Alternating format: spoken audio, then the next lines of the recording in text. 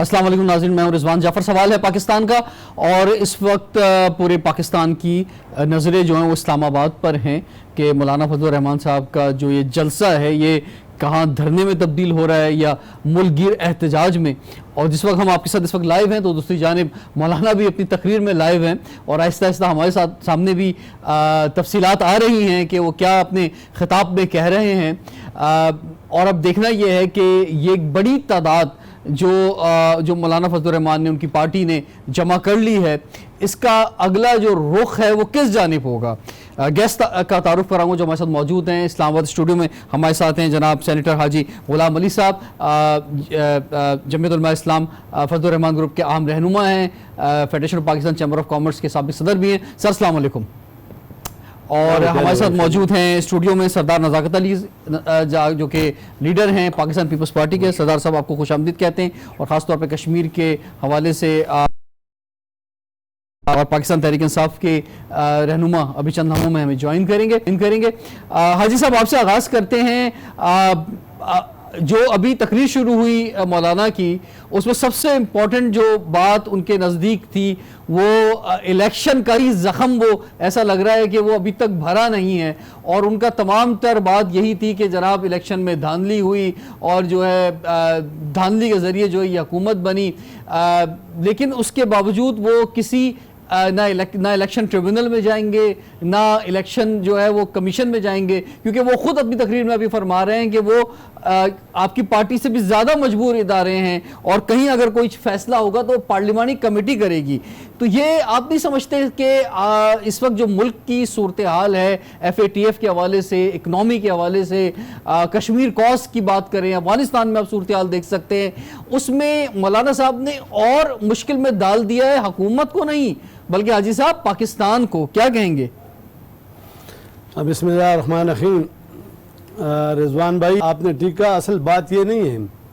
असल बात ये है कि 90 दिन में पूरे मुल्क को ठीक करने वालों ने मुल्क को तबाह कर दिया और 15 महीने हो गए। और 15 महीने गुजरने के बाद आज मुझे आप एक तबका बताता है जो इत्तेजाज पे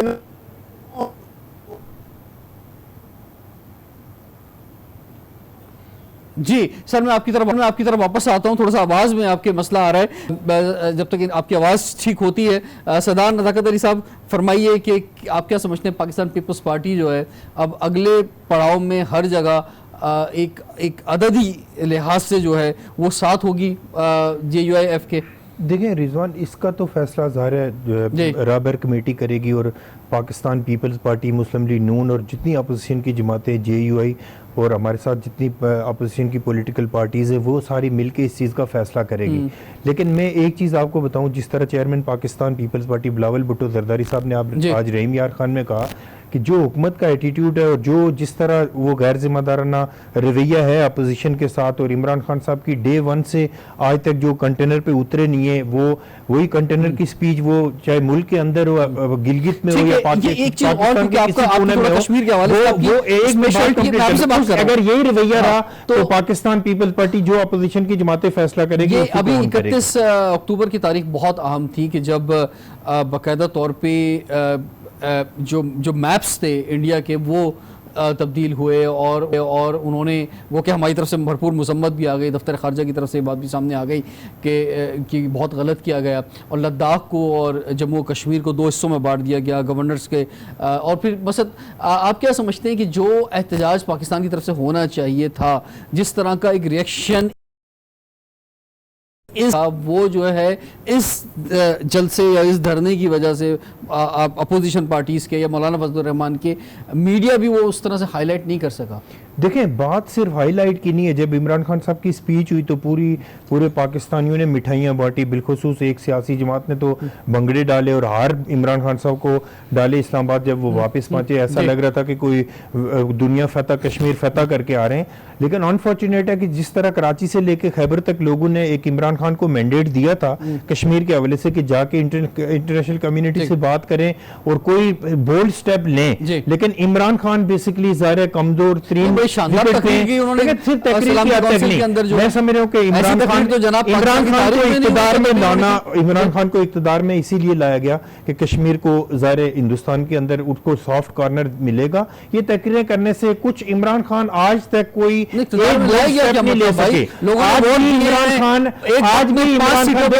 आज भी इमरान खान पूरी दुनिया में कश्मीरियों का मसला कन्वे नहीं कर सके। हमारे वजीर खारजा जिस तरह हिंदुस्तान के प्राइम मिनिस्टर कितने मुल्कों में गए, हिंदुस्तान के वजीर खारजा कितने मुल्कों में गए, अपने मुल्क में बैठ के ट्वीट करना या कहीं अक़वाम मुत्तहिदा में जाके स्पीच कर लेना।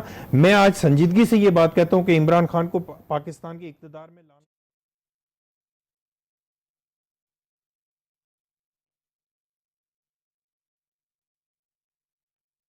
आपको भी पता है, हाजी साहब जो इमरान खान को लेके आए। हाजी साहब आपकी तरफ मैं वापस आता हूं जी, सॉरी मैं माफी चाहता हूं, आज का एक प्रॉब्लम हुआ था जी। फरमाइए, तो अब आखिरकार इस जलसे से या इस धरने से आज थोड़ी तकरीर जरा कंप्लीट हो जाए, मौलाना साहब की तो वाजे भी हो जाएगा, आखिर आपको मिलेगा क्या, मिलना क्या? ठीक है, मसाइल तो आपने बता दिए, इकोनॉमी के जो हालात हैं या और जो इशूज हैं, लेकिन अब मिलेगा क्या इस इतनी बड़ी तादाद पूरे पाकिस्तान से जो आपने इस्लामाबाद में जमा की है?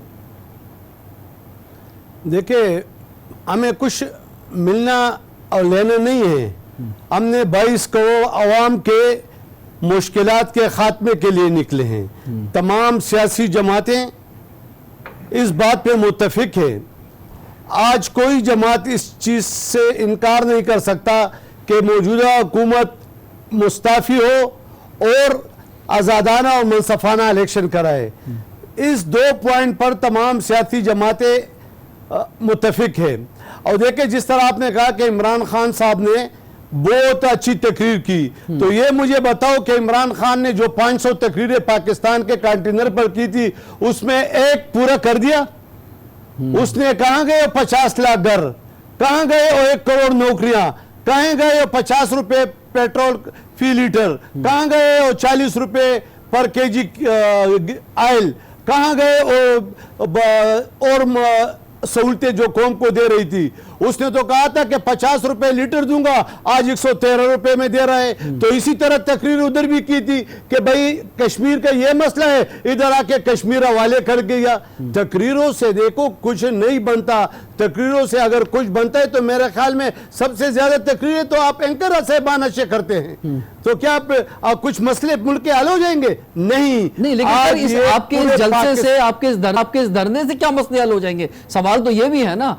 ये असल बात ये है, हमारा धरना नहीं आजादी मार्च है और इसमें पाकिस्तान के 22 करोड़ की नुमाइंदगी कर रहा है। ये मार्च पाकिस्तान के हर गली, हर यूनियन काउंसिल और हर सूबे से निकला हुआ है। और आज बैठे हुए और डिसिप्लिन भी देखे, डिसिप्लिन पे बैठे हुए हैं। हमारे लिए हम ये कहते हैं कि ये मुल्क हमारा है और इस मुल्क की तरक्की ये हमारी तरक्की है। हम इस मुल्क को मजीद बर्बाद नहीं होना देखना चाहते हैं और ना ही इस मुल्क को कौन बर्बाद कर सकता है। अगर हम कहते हैं कि एक आज़ादाना और मुनसफाना इलेक्शन हो और उस इलेक्शन के नतीजे में जो भी हुकूमत है, ठीक है, वो हम चले। अगर राजी साहब ये बात आप कहते हैं और मुसलसल कह रहे हैं, इस्तीफा मांग रहे हैं, लेकिन नहीं मान रहे आपकी बात। भाई आप सड़क पे निकले हैं, नहीं मानेगी, आ गए हैं रोड पे, आ गए, लेकिन नहीं मानी जा रही बात। लबनान के वज़ीर आज़म भी नहीं मान रहा था, तो एक हफ्ते के अंदर किस तरह मान लिया? असल बात यह है, कौम का मिजाज इनको पता है। आपने देखा एक मिनिस्टर गया अपने हल्के में, उसके साथ 500-600 नौजवानों ने क्या किया। ऐसा वक्त आ रहा है अगले हफ्ते या उससे अगले हफ्ते कि कोई भी मुंतखब शख्स अपने घर से नहीं निकल सकेगा। ये कौम के जज्बात इतने हो गए, उनको रोटी नहीं मिल रही है, उनको खाना नहीं मिल रहा है, उनको छत नहीं मिल रही। वो हमारे 6-6.5 साल हो गए खैबर पुख्तनख्वा में, इन्होंने अस्पतालों को तबाह कर दिया। आज 100% अस्पताल जो है इन्होंने प्राइवेट कर दिए और आज पाकिस्तान और खैबर पुख्तनख्वा के डॉक्टर 50वें दिन के हड़ताल पर हैं। क्यों? क्योंकि अगर आप प्राइवेट क्लिनिक में जाओगे तो आपसे 150 रुपए टेस्ट लेगा और अगर आप अस्पताल में करोगे तो 180 रुपए दोगे। ये इमरान खान साहब का ये हेल्थ में फैसिलिटी लाना थी, ये मुफ्त हेल्थ था, इस तरह इसके मुफ्त एजुकेशन, यानी हर इदारे को तबाह बर्बाद कर दिया। अच्छा सर, इसलिए हम हाजी कहते हैं हाजी साहब कि इसको इसका आपको पाकिस्तान में 1 घंटा रहना ये पाकिस्तान की तबाही है, हाजी और साहब, पाकिस्तान के 22 करोड़ अवाम तबाही नहीं हाजी चाहते। साहब, आप खुद फेडरेशन के सदर भी रहे हैं, आप मारूफ कारोबारी शख्सियत भी हैं, आपको पता है कि पाकिस्तान में जो हालात इतने बिगड़े हुए थे, जो लोग टैक्स नहीं देते थे, ये इस्लाहात नहीं होती थी, अब जब उसको राइट डायरेक्शन पे लाया जाएगा तो मुश्किलात तो होंगी, तो वही मुश्किलात जो है, और कर्जे आपको पता है कितने चढ़े हुए हैं, रेवेन्यू आ नहीं रहे हैं, तो इन मुश्किलात को तो सामना करना है, एक दफा तो करना पड़ेगा आवाम को। नहीं, टैक्स कलेक्शन अलग बात है। मुल्क में देखो 50% से ज्यादा इंडस्ट्री बंद है, कारोबार तबाह बर्बाद हो चुका है, ताजर को 3-3 महीने का रिलीफ दे रहे हैं, तनख्वाहें इनके पास नहीं, और कौमी यकजहती तार हो रही है, और एक बहुत बड़ा इल्जाम है कि मेरी राय को चोरी किया गया है। इस राय के चोरी का जिम्मेदार यही है, और हम कहते हैं तरक्की किसी की हुकूमत में रहने से नहीं, पाकिस्तान की तरक्की इस 22 करोड़ जमबूर की आवाज को मानोगे तब ये जाके पाकिस्तान तरक्की करेगा। और हम सियासी लोग हैं, हम कहते हैं कि जमबूर की राय मान लो, चाहे जो भी जिसके हक में भी राय दे, हम बस सरो चिस्म उसको कबूल करेंगे। लेकिन ठीक है, टाइम एक ब्रेक का हो रहा है, ब्रेक के बाद कंटिन्यू करते हैं, और एक बहुत ही अहम रहनुमा पाकिस्तान के हमारे स्टूडियो में मौजूद होंगे। सवाल है पाकिस्तान का। Welcome back. सवाल है पाकिस्तान का, और अब देखना यह है कि इस्लामाबाद में मौलाना साहब ने अपनी तकरीर में कह तो दिया है कि आगे नहीं जा रहे, ना वो पीछे जा रहे हैं, बल्कि वहीं रुके हुए हैं, और जो बाकी सियासी जमातें हैं उनसे मशावरत के बाद जो है चीज़ों का ऐलान होगा। अब देखना यह कि इस्लामाबाद जो है वो कितना इस ऐलान की वजह से डिस्टर्ब रहेगा, क्योंकि मुसलसल कंटेनर सिटी बन गया है। धरने के आसपास के एरिया के अंदर जो है इंटरनेट सर्विस भी जो है वो बहाल नहीं हो सकी हैं। कल स्कूल्स भी खुलने हैं, उसका ऐलान हो गया है। लेकिन एक चीज़ जो है जो काबिल तारीफ भी है कि ये पुरअमन है। जिस तरह से, जिस खूबसूरती से हमने देखा कि एम्बुलेंस को रास्ता दिया गया, जिस तरह से मेट्रो चल रही है, कहीं कोई ट्रैफिक डिस्टर्ब नहीं हुआ, कानून को अपने हाथ में नहीं लिया, तो ये बेहतर बात है, और ये पुरअमन ही होना चाहिए और पुरअमन रहना चाहिए। ये धरने में जो लोग मौजूद हैं उनकी भी सलामती इसी के अंदर है, उसके बेहतरी उसी के अंदर। हमें ज्वाइन किया है जाम फारूक अली साहब ने, पाकिस्तान तहरीक इंसाफ के रहनुमा हैं, आपको खुशामदीद कहते हैं जाम साहब। ब्रेक से पहले हाजी गुलाम अली साहब और सरदार नज़ाकत अली साहब से बात हो रही थी। आप फरमाएं कि अभी मैं हाजी साहब से जो अब बड़ी भरपूर आवाज़ उठा रहे थे हमारे प्रोग्राम में कि जो मुल्क में इकॉनमी की हालत है और जो मामलात हैं, और जो तकरीर की बात है, तो मैं आपको बताऊं कि कंटेनर्स पर जो इमरान खान ने तकारीर की, हम भी इसी तरह लाइव शो में बैठ कर उनकी बड़ी तारीफ़ें किया करते थे। जनाब क्या शानदार तकरीर है। और अभी बहुत से मामलात के अंदर मैं सोचता रहा कि शायद ये वज़ीर आज़म के बजाय अपोजिशन लीडर ही अच्छे थे, या कंटेनर पर खड़े ही अच्छे थे कि चलो आवाम की दिल की बात तो कर देते थे। अभी इतना बड़ा हादसा हुआ है ट्रेन का सर, है तेज़गाम का, कि हमारे 75 लोग जो उसमें शहीद हो गए, जिनमें से 90% लोग हुए जिनकी लाशें ही नहीं पहचानी जा रही। और जो रवैया हुकूमत का रहा, वफाकी वज़ीर शेख रशीद साहब का रहा, बहुत ही अफसोसनाक है। तो अभी देखने में ये आ रहा है कि जब से ये मौलाना साहब निकले हैं इन 8 दिनों के अंदर, और उससे भी शायद 10 दिन पहले आप लगा लें, जब से फिजा बनी है, उससे पहले हम लोगों से बात करते थे तो लोग थोड़ा स्पेस देते थे, नहीं यार अभी 1 साल हुआ है, अभी इमरान खान साहब तब्दीली लाएंगे, अभी थोड़ा टाइम दो। अब आप कहीं भी चले जाएं, थोड़ा मुखालफत की हवा जो है निकल पड़ी है। जब साहब बिस्मिल्लाहिर्रहमानिर्रहीम। रिजवान साहब, मैं सबसे पहले तो बराबर का शरीक हूँ, और हमारी हुकूमत कौम बराबर की शरीक है उन लोगों के साथ उनके गम में, जो ट्रेन का ये एक बड़ा हैबतनाक वाक़या हुआ है। और मैं समझता हूँ कि पूरी गवर्नमेंट, क्योंकि प्राइम मिनिस्टर ने जो तासुरात का इज़हार किया, और जो गवर्नमेंट के और भी हमारे साथी हैं, वो सब इस अलमी है कि वो एक एक करके वो सारी चीजें हुकूमत के सामने आ रही हैं। जब वो पोजीशन में होते थे और यही वाकयात होते थे तो उस वक्त इमरान खान साहब क्या कहते थे और उस वक्त बहुत अच्छी बात कहते थे, लेकिन अब जो है बार बार यूटर्न मिल रहा है रोजाना की बुनियाद पे। रिजवान साहब, आने वाले दिनों में आप यूटर्न नहीं मिलेगा, आप खुद देखेंगे अच्छा कि एक्शन होगा। अगर किसी की नाअहली है उसकी इन्वेस्टिगेशन हो रही है, एक बाकायदे इंशाल्लाह कमेटी भी तश्कील दी जा रही है और उसमें जो भी लोग इसमें इन्वॉल्व हैं they will be taken to the task. और मैं समझता हूँ मेरा जो वज़ीर आज़म है वो अपने कैबिनेट के वज़ीर को भी रिमूव करने में देर नहीं करेगा अगर वो हक़ाइक़ उसके सामने आएँ और अगर उनकी नाअहली उसमें साबित हुई तो ये इमरान खान साहब नहीं, वो तो तकरीर ये माजी में ये करते थे कि ऐसा कोई वाकया होगा तो वजीर खुद रिजाइन करेगा फौरन तौर पे ना। देखिए उनके जो हकायक हैं उसमें भी चले जी, इस पर आते हैं अब ये बताएं फरमाएं कि क्या करना है। ये तो बैठ गए हैं अब इस्लामाबाद के अंदर और जो आप देख रहे हैं बड़ा मोटिवेटेड जो है वो और बड़ी तादाद में एक बड़ा क्राउड है मौलाना साहब के साथ जो है। जी ठीक है, ये एक अच्छी बात है, जमहूरियत का ये एक हिस्सा है और आप देखें कि गवर्नमेंट की तरफ से कोई भी हर्डल वहाँ पे नहीं उनके लिए पेश आई और गवर्नमेंट ने फैसिलिटेट किया है। पंजाब में तो मेडिकल कैंप्स भी इनके लिए लगाए गए, जहाँ जहाँ से गुजरे हैं हमारी तरफ से तो वेलकम हुआ है। और जो कमेटी है जो प्राइम मिनिस्टर साहब ने तश्कील दी है वो इनसे बात भी कर रही है।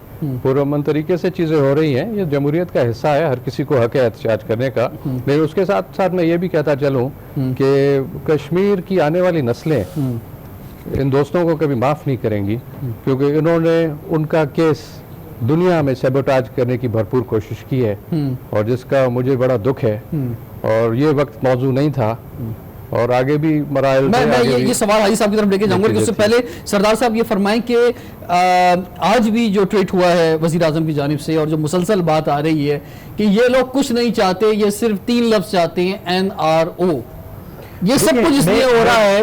और ये मौलाना फजलुर रहमान साहब जो हैं वो अब फ्रंट पे आ गए हैं और बाकी सियासी जमातें दाएं और बाएं आ गई हैं, हालांकि बड़ी जमातें नून लीग और पीपल्स पार्टी, लेकिन ये जो 2 बड़ी जमातें ये अपने ज़ाती मफादात के लिए खड़ी हुई हैं कि हमें जहां हम इस आज़ादी मार्च की वजह से हम जो गेम खेल सके, हम जो रिलीफ ले सके वो हम ले लेंगे और फिर साइड में हो जाएंगे। देखिए इमरान की आपको भी पता है, मुझे भी पता है, सब दोस्तों को पता है कि NRO देने की क्या पोजीशन है इमरान खान साहब की। एक कठपुतली प्राइम मिनिस्टर, एक सिलेक्ट प्राइम मिनिस्टर, इससे ज्यादा स्पीच क्या कर सकता है कि उसके पास करने के लिए है क्या। जब अपोजिशन में थे तो वो कहते थे कि अगर रेलवे का कोई हादसा होता तो मिनिस्टर को रिजाइन करना चाहिए। बड़े शर्म की बात है इमरान खान और शेख रशीद के लिए कि इतने लोग मर गए और इमरान खान ने शेख रशीद जैसे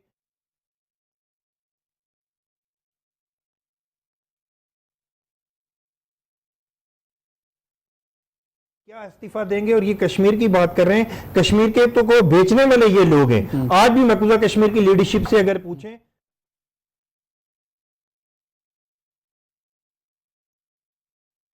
इलेक्शन में आजादी मार्च से आप एक बात कंप्लीट करने दें। हिंदुस्तान के प्राइम मिनिस्टर को इस इलेक्शन में सपोर्ट करना, फिर इस तरह का एटीट्यूड के मुजफ्फराबाद जाके स्पीच करना कि मैं 27 तारीख को स्पीच करके आऊंगा तो फिर जाके LOC के ऊपर जाएंगे और हम कंट्रोल लाइन को तोड़ेंगे। आज इमरान खान खामोशी से बैठ गए। ये प्री प्लान पूरी दुनिया को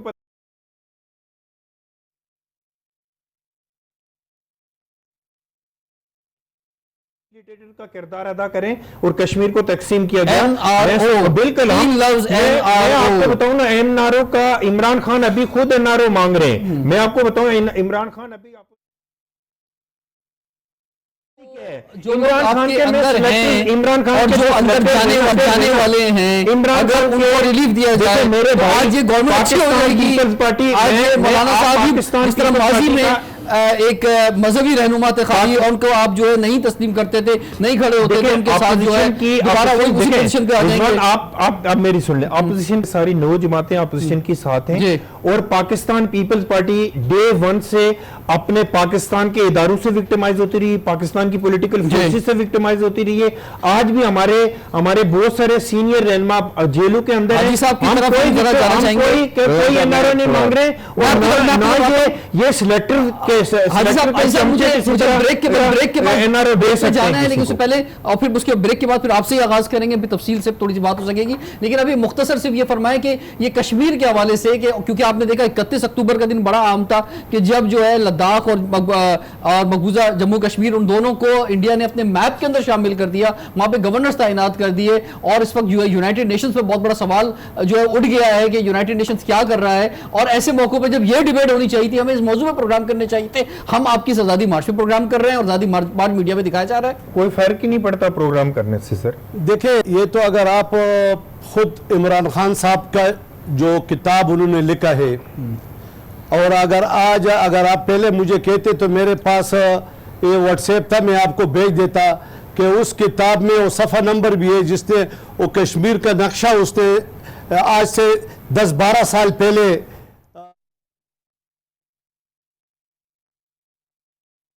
का हिस्सा करार दिया गया। वो किताब पढ़ ले, या मैं अभी भेज दूंगा इस पर, कल परसों फिर प्रोग्राम कर ले और वो सफ़ा नंबर दे के कौम को बता दे। नंबर एक। दूसरा ये, अब कश्मीर को तो 70 साल में हिंदुस्तान की हुकूमत को ये जरूरत नहीं हो सकी कि वो एक आईनी तरमीम के जरिए उसको अपने साथ शामिल करता।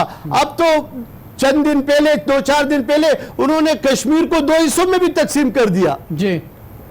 और कहां है उस पर, कहां है हुकूमत? देखिए, ये हुकूमत 22 करोड़ अवाम पाकिस्तान के मिट्टी पर बोझ है, ये ट्वीट पर, व्हाट्सएप पर, SMS पर चल रही है। आप देखें, वजीर खारजा ने कहा कि हमारे पास 54 कंट्री है, फिर एकदम वजीर आजम ने बयान दे दिया, ट्वीट कर लिया कि हमारे पास 54 कंट्री है कश्मीर पर, और जब उधर 4 चले गए तो 2 भी नहीं थी। जिसका ड्राइविंग किया था, सऊदी अरब का ड्राइविंग किया था, अरब अमारात का ड्राइविंग किया था, अबू ज़ेबी का ड्राइविंग किया था, इन्होंने भी वोट नहीं दिया। अब देखो, एक वजीर आजम ड्राइवर बनकर उसको भी अपना, हमारा दोस्त, हमारा इस तरह दोस्त के उसको वोट नहीं देता, और फिर दूसरी तरफ कहते हैं मुझे उसने सालिसी के लिए भेजा है ईरान के पास। ओ भाई, अपनी हैसियत देख लो।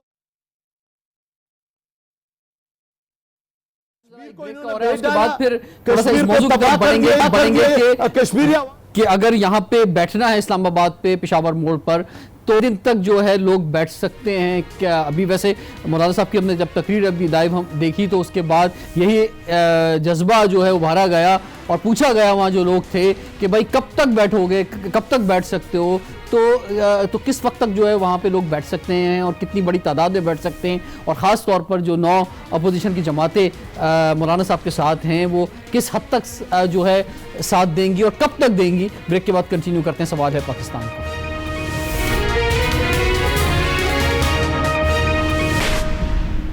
Welcome back. और अब अगले मरहले का इंतज़ार है, या प्लान बी या प्लान सी जिस पे बात हो रही है मौलाना फजलुर रहमान की, और उसमें बहुत इंपॉर्टेंट होगा कि पाकिस्तान तहरीक इंसाफ ने जो अब ऐलान किया है, और ख़ासतौर पर हुकूमत ने बल्कि ऐलान किया है कि मुज़ाकरात होंगे और मुज़ाकरात के दरवाजे खुले हुए हैं, और अब जो मुज़ाकरात होना शुरू होंगे कल से, उसमें क्या रिज़ल्ट निकलते हैं। इसमें पाकिस्तान मुस्लिम लीग नून और पाकिस्तान पीपल्स पार्टी, ये 2 पार्टीज़ भी बहुत अहम रोल अदा करेंगी कि ये किस हद तक जो है वो मौलाना फजलुर रहमान के साथ खड़ी हैं। हाजी गुलाम अली साहब, आपकी तरफ वापस मैं आता हूँ सर, मैं थोड़ा सा मुझे इजाज़त दें अगर आप तो ये फरमाएं कि वैसे तो नारे लगा के पूछा गया कि जो आपके लोग पूरे पाकिस्तान से जमा है इस वक्त पेशावर मोड़ पे, कि आप कब तक बैठेंगे, तो आप क्या समझते हैं सर कि इसमें बड़ा पैसा चाहिए, फूड का एक बड़ा मसला है, वॉशरूम के इश्यूज़ हैं वहाँ पर, इंटरनेट सर्विस नहीं चल रही है, ट्रांसपोर्ट के मसाइल हैं, मेडिकल के इश्यूज़ हैं, होटल्स से भी कुछ लोगों को पता चला है कि जो लोग होटल में जाके क़याम किया था उनको होटल्स खाली कराए गए हैं, तो ये किस हद तक जो है कब तक रुक सकते हैं सर वहाँ पे उस जगह पे आप? देखिए, जमीयत उलमा इस्लाम एक तारीख का नाम है, और ये जो लोग निकले हैं ना, आप खुदा पे यकीन करें कि अगर कोई गरीब है तो 10 रुपये पूरे दिन पर गुजारा करता है और कोई 50 रुपये पर, और आपने देखा कि लोग सड़कें भी अपने लिए खुद साफ़ करते हैं, जगह भी खुद साफ़ करते हैं, आपने देख लिया, जाके देखे वहाँ पर। ये एक फ़िक्र के लिए निकले हैं, एक नज़रिए के लिए निकले हैं, ये एक सोच के लिए निकले हैं कि पाकिस्तान तबाह हो रहा है, अवाम तबाह हो रहा है। इमरान खान 3 लफ्ज मांगते हैं, कहते हैं कि यार ये सियासी जमातें 3 लफ्ज मांगते हैं और हमने उनसे कम करके 2 लफ्ज मांगे हैं, इमरान खान का इस्तीफा और दोबारा इलेक्शन।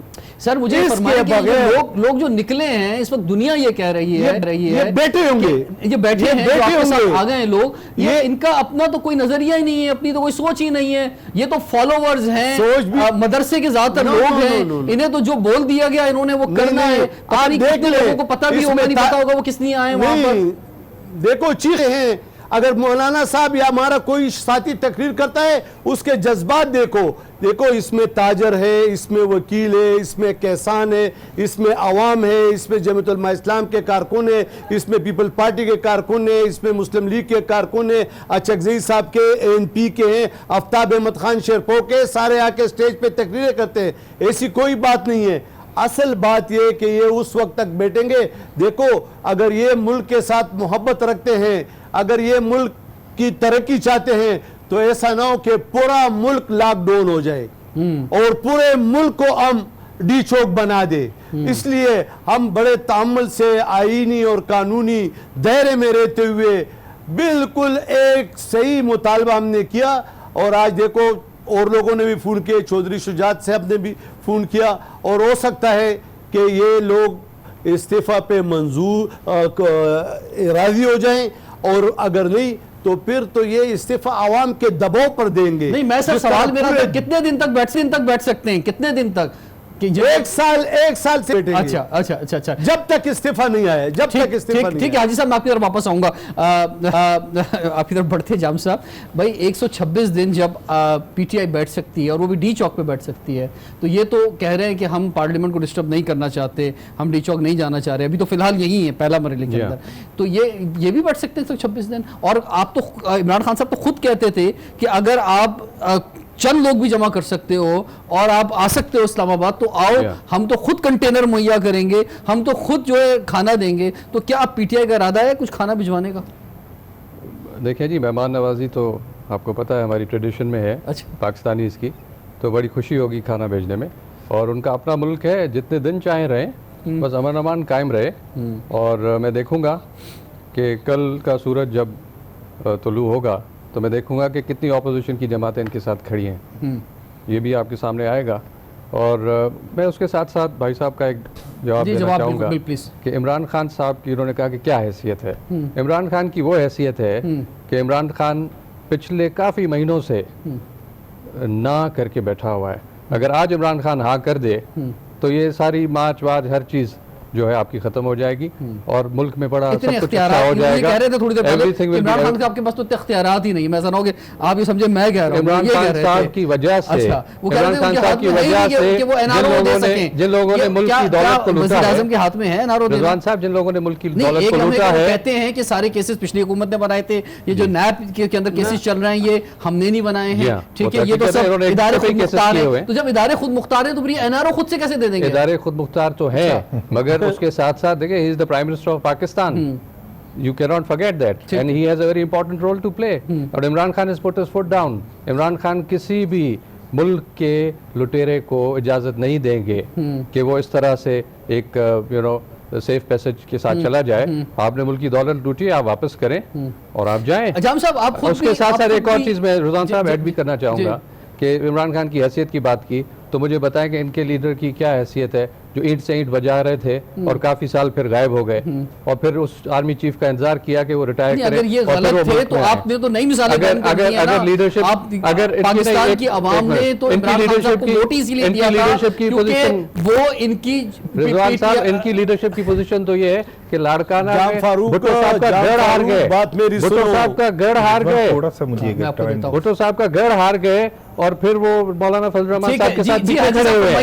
इनकी लीडरशिप तो मौलाना साहब के पीछे खड़ी हुई है, हाजी साहब साथ भी नहीं खड़ी हुई। हाजी गुलाम अली साहब फरमाइए। मैं अब जाम कहता हूँ, ये तो शरीफ बंदा लग रहा है और बातें भी शराफत की कर रहा है। तो मैं जाम साहब से ये कहना चाहता हूँ कि मैंने उसको ये नहीं कहा कि उसकी जाती हैसियत हुकूमत में हैसियत ये है कि आपको बताना चाहता हूँ ये प्राइम मिनिस्टर ऑफ पाकिस्तान है बकौल आपने कहा था, प्राइम आपने मिनिस्टर कहा ऑफ था। अच्छा रिजवान बात सुने मेरी एक मिनट आपके मेरी बात सुने जी, जी। आप कहते हैं कि ये प्राइम मिनिस्टर ऑफ पाकिस्तान जी। है तो इसकी हैसियत ये है कि असेंबली में खड़ा होकर उसने अजहर का हाथ उठाया कि कल से ये वफाकी वजीर खजाना होंगे और 24 घंटे बाद पता नहीं किसने उसको निकाल दिया।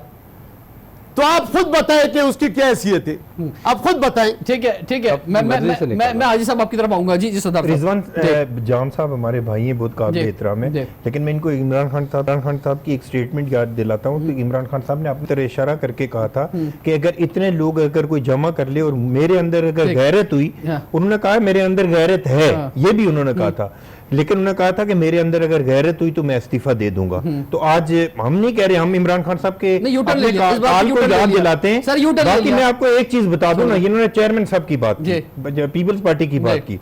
आप मकबूजा कश्मीर की लीडरशिप से कल बात करें, आज भी मकबूजा कश्मीर की लीडरशिप पाकिस्तान पीपल्स पार्टी के चेयरमैन बिलावल भुट्टो जरदारी की तरफ देख रही है कि वो जुल्फकार अली भुट्टो और मोहतरमा बेनजीर भुट्टो की उस लेगेसी को लेके चल रहे हैं कि जिन्होंने कहा था कि हम कश्मीर, भुट्टो साहब ने कहा था कि मैं कश्मीर के लिए हम 1000 साल तक जंग लड़ेंगे। आज किसी की हिम्मत नहीं है।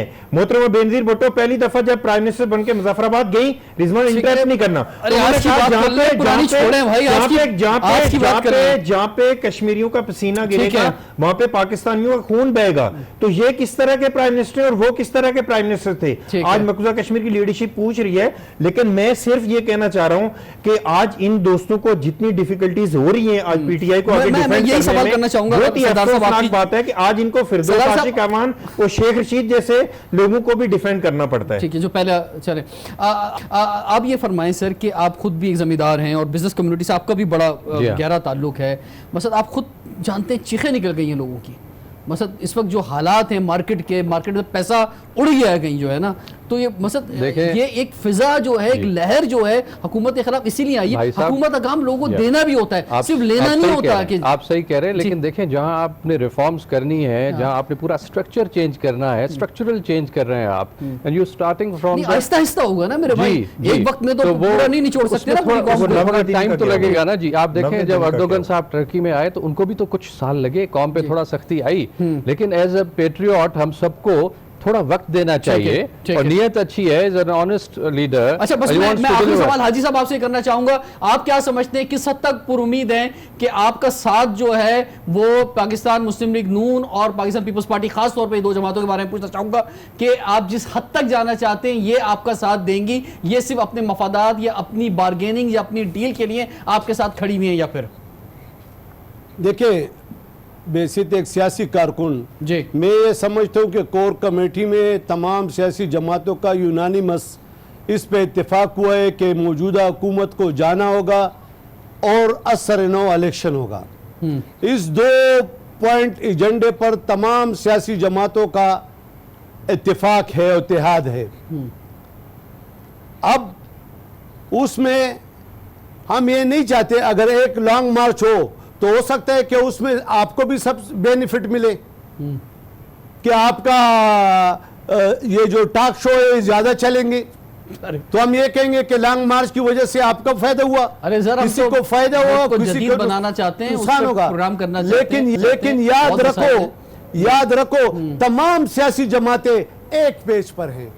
ये आपने 1 महीना पहले भी सब ने कहा था कि पीपल्स पार्टी और मुस्लिम लीग और बाकी जमातें नहीं। आपने देख लिया कि धरने के आज शुरू होने का 8वां दिन है, यहाँ पर 4था दिन शुरू हो रहा है। दो दफा चेयरमैन बिलावल भुट्टो साहब आए, 2 दफा शहबाज शरीफ साहब आए, आज भी उनके लोग आए। तो हम ये ठीक है, चलिए अब ये देखते हैं कि आने वाले 2 दिन जो है, आने वाले 2 दिन बहुत इंपॉर्टेंट है।